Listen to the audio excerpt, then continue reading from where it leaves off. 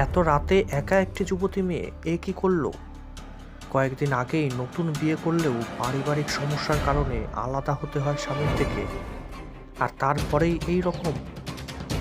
শান্তিপুর শহরের কারিগর পাড়ার লেনে 7 ভাই পাড়ার 18 বছর বয়সী আয়েশা খাতুন গতকাল শান্তিপুর স্টেট জেনারেল হাসপাতালে ভর্তি হয় ইঁদুর মারা বিষ খেয়ে। গতকাল সকাল থেকে শারীরিক পরিস্থিতি কিছুটা উন্নতি হয়। মা শাকিলা খাতুন কাল সন্ধ্যার সময় ছিলেন তার সাথেই। মেয়ের কিছু গুরুত্বপূর্ণ ওষুধ আনতে গিয়েছিলেন 20 মিনিটের জন্য। ফিরে এসে দেখেন বেডে নেই মেয়ে।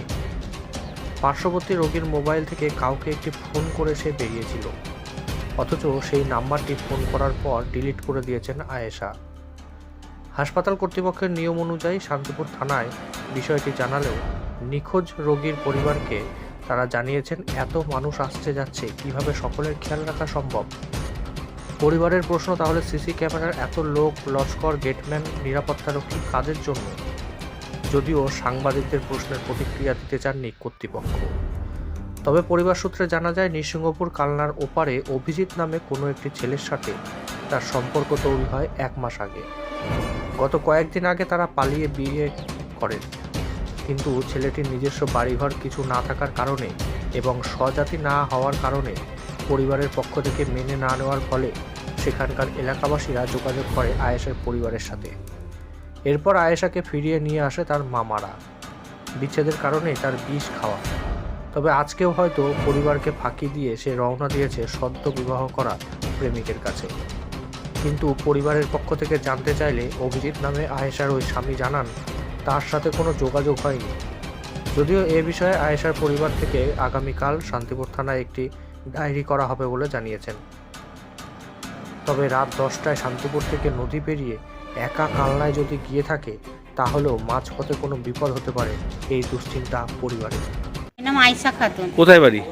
ওই তো ইয়েতে কারিগর 7 ভাই পাড়ায়। কবে ভর্তি হয়েছিল হসপিটালে? ভর্তি হয়েছিল কালকে। কি কারণে? ওই তো এক হিন্দু ছেলের সাথে চলে গিয়েছিল, দিয়ে আমার ভাইরা নিয়ে চলে এসেছিল, দিয়ে ভাইরা নিয়ে এসেছিল বলে দিয়ে ওই ইঁদুর মারা বিষ খেয়েছিল।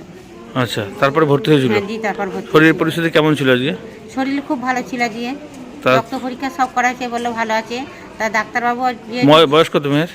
বয়স 18 বছর। তার বিয়ে হয়নি? না না। আর ওর কখন থেকে পাওয়া যাচ্ছে না? কখন থেকে পাওয়া যাচ্ছে না, দেখুন 7:30 আমি তখন একটু মানে ওষুধের দোকানে গিয়েছিলাম সন্ধ্যাবেলায়। হ্যাঁ, ওষুধের দোকান থেকে এসে দেখছি আর নেই। ও তার মানে ভর্তি? হ্যাঁ, ভর্তি। হাতে স্যালাইন লাগানো ছিল? হাতে স্যালাইন লাগানো। সেই অবস্থায় হাসপাতালের মধ্যে চলে গেল? হ্যাঁ, চলে গেছে, এসে দেখছি আর নেই। তো এই সিসি ক্যামেরা বা কিছু দেখা যাচ্ছে না? না, বলছি না, ওগুলো দেখাইনি তো। কি নাম কি? আপনার নাম কি? আমার নাম শাকিলা বিবি। কি চাইছেন আপনি এখন? আমি চাইছি যে মেয়ে চলে গেছে, মেয়ে খোঁজার জন্য। সেটা হাসপাতালকে বলেছেন? হ্যাঁ, হাসপাতালকে বলেছেন? হসপিটালকে বলেছিলাম, হসপিটালে আমার বলার মতন থেকেও নিয়েছিল না, দাঁড়ান ভাই ফোন করে। কি নাম আপনার? নাম কি বলেন? আমার নাম শাকিলা বিবি। হ্যালো, আমি মেয়ের সেজো মামা হই। মেয়ের কি নাম? মেয়ের আয়েশা খাতুন।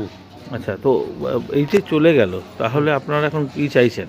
আমরা চাই যে হসপিটাল থেকে চলে গেছে, ওটা আমরা নিজেরাও জানি না, তা হসপিটাল খুঁজে দিক, আমরা এটাই চাই। আচ্ছা, গেটের ডিউটি বা এই যে সিসি ক্যামেরা এই সমস্তর মধ্যে ধরা পড়ছে না? না, বলছে দেখা যাচ্ছে না, বলছে যে টাইমে গিয়েছে সেই টাইমে এক গাদা রুগী টুগি এসেছিলো, মরাটরা ছিল। রুগী থাকলে তো দেখা যাবে, তো এত বড় হাসপাতালের মধ্যে দিয়ে হেঁটে হেঁটে যাচ্ছে ওনারা স্যালাইন হাতে করে।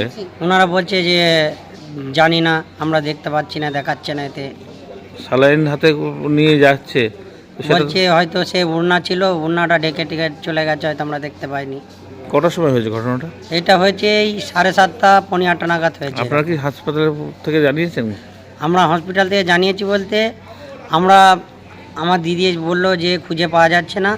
তখন এবার উনি তো মেয়ে মানুষ, ও তো জানে না, ও বাইরে গিয়ে বসেছিল আর আমরা একটু খুঁজতে বেরিয়েছিলাম, আমরা পাইনি। তারপর আধা ঘন্টা বাদে আমাদের হসপিটাল থেকে ফোন এসেছিল যে রুগী কই। তো এই যে ছেলের সঙ্গে ও বিয়ে করার পরে আপনারা মেনে নিচ্ছিলেন না, হ্যাঁ। তো সেই ছেলের কাছে যায়নি তো? না না, বলছে ও ছেলের বারবার ফোন করছে, বলছে আমার কাছে আসেনি।